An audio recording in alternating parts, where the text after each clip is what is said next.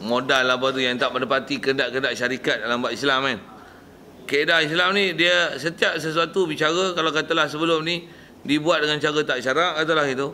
Lepas tu bila ada hukum syarak, dia kembali pada hukum asal lah. Tu kalau kata hukum asal tu, sebenarnya kongsi tu jadi tak jadi? Jadi. Dan bila jadi tu, ada tak hak syubhah? Walaupun katalah kongsi dulu sepatutnya syarat kaedah kongsi macam ni, bahagi macam ni. Tapi bila dah sabit kongsi, maka disebut syubhah tu sabit syubhah. Apa yang sebut tu?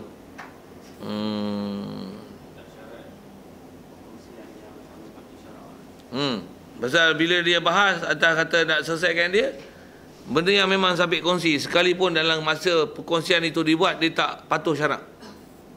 Tapi asal hukum sebenarnya memang realitinya adalah benda kongsi. Ada hukum kongsi. Ya, ada hukum syubhah. Ada hukum syubhah. Bagus soalan tu. Best tu. Ada lagi? Baik, kalau tak ada saya nak buat isu, nak mana jawab. Kita duduk kampung Melayu, itu jiran kita dijual tanah tu, ataupun jual rumah, ataupun kita sebut perumahan kita memang perumahan Melayu je. Dan Melayu ni orangnya Islam lah, walaupun banyak Melayu kalau orang asli lagi. Melayu asli bagus lagi lah. Oh, masuk Islam kata dia bagus, Islam bertuah saya dapat Islam kata. Tapi okey. Lepas tu dijual. Jual apa? Jual rumah dia. Rumah kita, rumah dia. Tapi sebelah jalan. Sebelah rumah. Rumah teres. Ataupun rumah pelik. Atas bawah lah. Di atas belah anjing tu punya. Wow. Itu atas belah anjing. Ini tepi belah anjing. Rumah kita ialah rumah dia. Dan dia pula pun dalam premis dia. Soal. Kawan kita dulu jiran lama tu, dia jual dekat orang, berbilang orang yang duduk belah anjing ni. Soal, boleh tak syubhah tu? Saya nak tanya tu je. Boleh syubhah? Nak tengok faham tak faham, tidur tak tidur. Pandai. Dia bukan kongsi. Pasal bab syubhah hanya ada dalam bab kongsi. Pasal rumah dia, hak dia nak jual. Cuma atas yang ni peruntukan, yang ni saya tahu peruntukan majlis ada. Kalau rumah tu memang dikota untuk perumahan Melayu, dikotakan untuk perumahan Melayu, orang bangsa asing lain tak boleh duduk di situ. Apa kaedah dia? Gunakanlah mahkamah untuk menyelesaikan kes itu supaya tak berlaku perkelahian di belakang dia, walaupun dia bukan kes kongsi. Sebab sepatutnya memanglah kita hidup bersyariat, nak cari orang yang ada syariat lah nak hidup kan.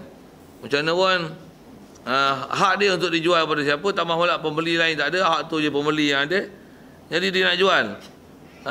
Hak dia nak jual, dah ada ke syubhah itu? Tak ada syubhah, kerana kita itu istilahnya jiran, harta jiran, bukan harta kongsi.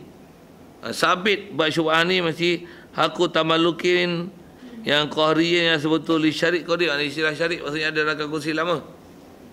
Baru sabit hukum.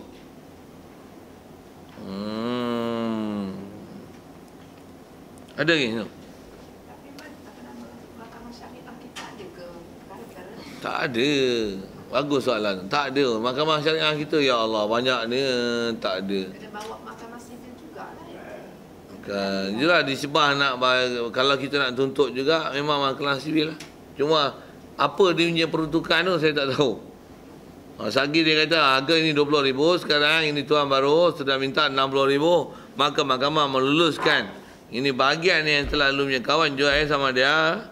Ni dia ada kelonggaran bahasa baku dalam mahkamah sikit, satu dia cakapnya tu. Sudah jual sama dia punya.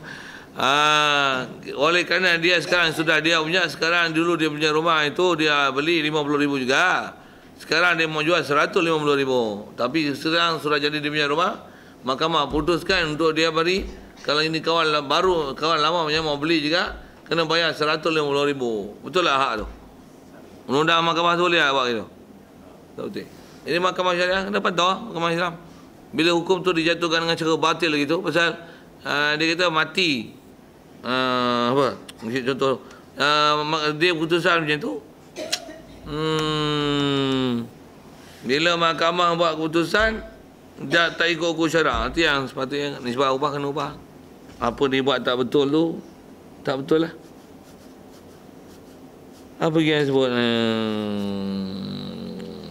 Allah. Okey, siap. Anda pergi.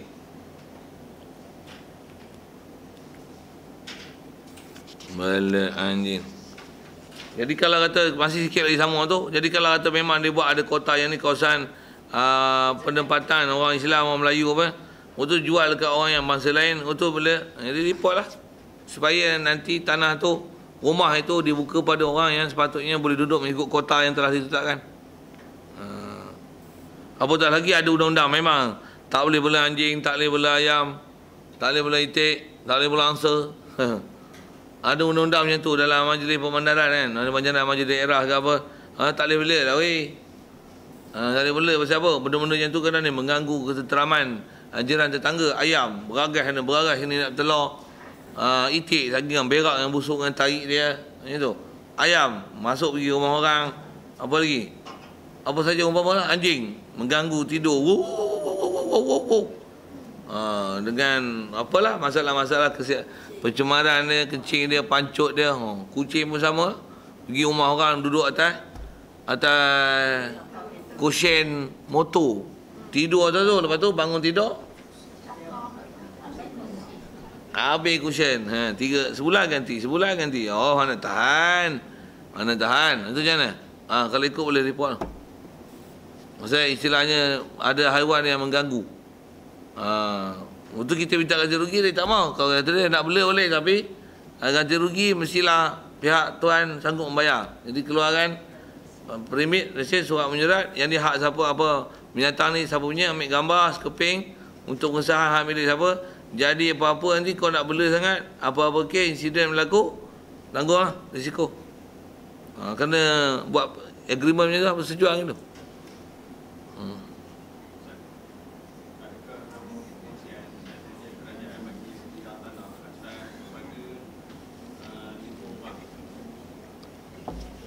Betul?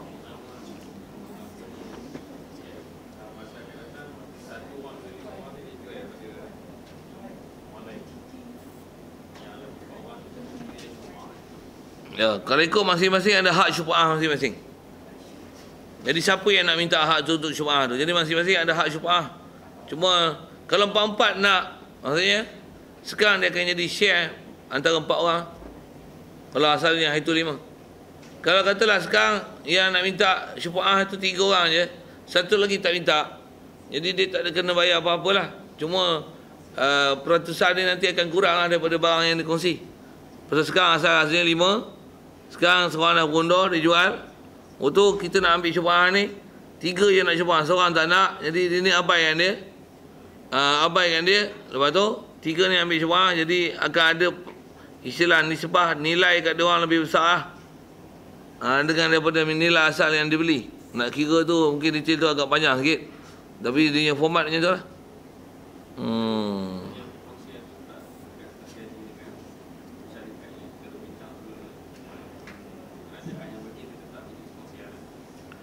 Walaupun kerajaan bagi, dia tetap ya. Maksudnya pada atas benda-benda yang nama kongsi lah. Bahasanya itu. Jadi kalau gerak atas 5 orang, jadi atas nama kongsi lah. Seorang jual.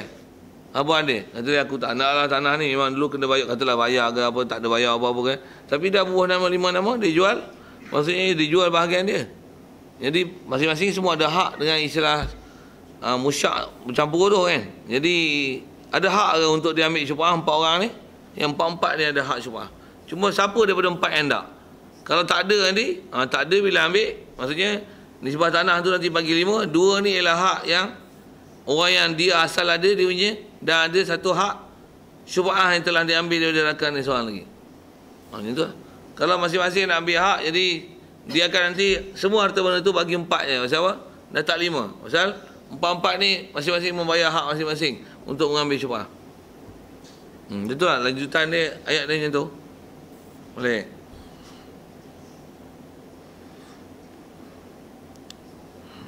Baik, kalau tak ada, Sikit lagi habiskan tu. Wasyuri'at lidafin darari. Disyariatkan syubhat ni kerana nak mudarat. Dan kalau tak syarah tu pun rasa apa mudarat maksud sini? Kita akan dapat kawan baru yang kita tak tahu hal dia daripada benda yang dibeli dengan berkongsi. Itu mudarat dia. Dan biasanya memang manusia susah untuk mensesuaikan diri daripada rakan baru berbanding dengan rakan lama. Pasal diri dia lain, perangai pun lain, sifat pun lain, toleransi dia lain. Siap.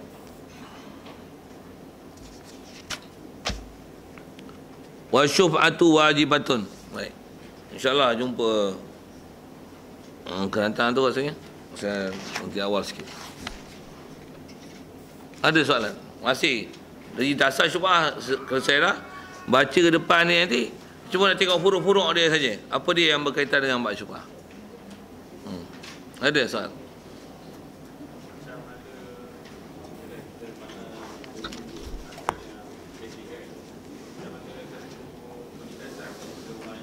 Beli yang baru tu.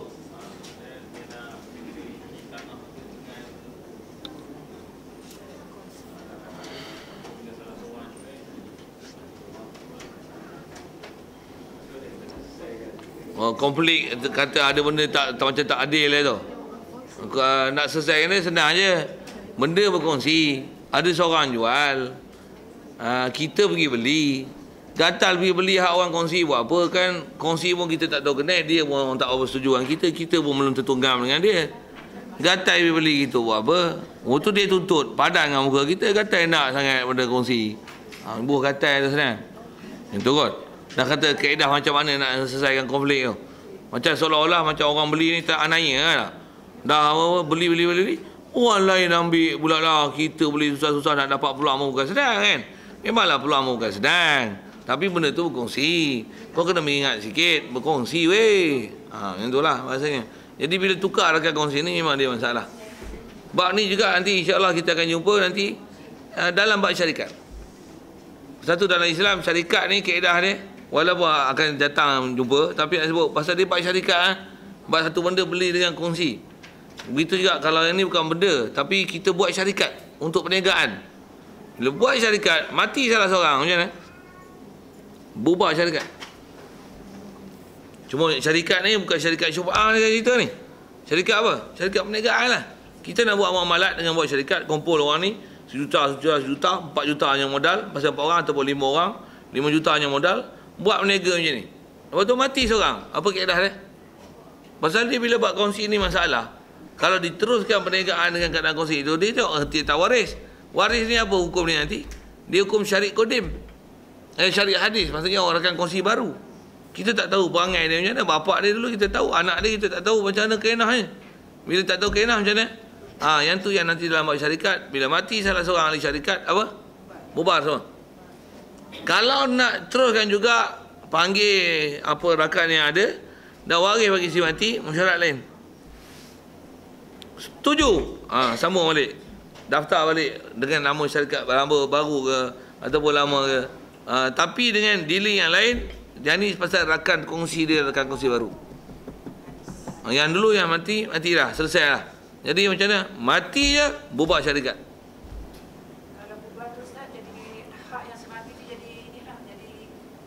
Pesaka, ya, betul. Istilahnya harta pesaka lah. Harta peraik lah. Jadi siapa yang akan ambil habuan tu? Kalau katalah dia agih bagi orang ni, ataupun dia bagi masing-masing di kalangan pewaris ada hak tu. Di pewaris ada hak tu. Itu salah seorang pergi jual pula. Itu masalahnya. Rasa?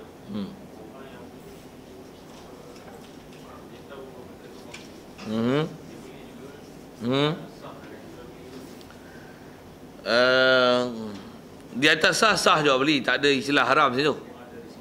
Cuma ya ada risiko. Yes, dah jawablah sopan tu. Bagus, tahniah atas jawapan yang boleh jawab. Dah tak, kalau kita jawab sekali elok apa kan? Orang kongsi 4 orang, kita boleh beli bahagian yang 4 tu. Macam mana? Ada risiko asal dia halau kita, naiknya kita. Dan benda orang kongsi di atas persepakatan dan persetujuan. Sekarang tak disepakati dan tak dipersetujui, kan risiko dia besar. Saya kena sepak itu nanya. Nanya satu hal, nanti dia buat nanya kat kita pula. Kita buat nanya kita satu hal. Tu apa hak Islam yang menjaga dia? Berapa kau bayar lo? 10,000. Ambil dari 10,000 orang, belah. Cari tempat lain. Ayat kasar dia macam tu lah kan. Tapi nak menjaga itu disiplin dan sepadan persebadanan hak yang sepatutnya boleh dituntut di mana. Masa saya jawab. Ada lain? Nilai yang kita bayar dulu lah, Ustaz. Nilai yang kita bayar dulu. Dia itulah di atas hak kongsi ni, di atas harga, nilai harga semasa lah. Semasa, bukan Khimah.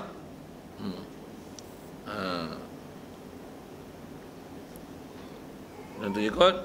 Wallahualam. Bismillahirrahmanirrahim. اللهم نور قلوبنا من نور هدايتك كما نورت الارض من نور شمسك ونورنا برحمتك يا ارحم الراحمين وارزقنا فهم النبيين وحفظ المرسلين والهام الملائكه المقربين وسلم تسليما على جميع الحمد لله رب العالمين. السلام عليكم ورحمه الله وبركاته.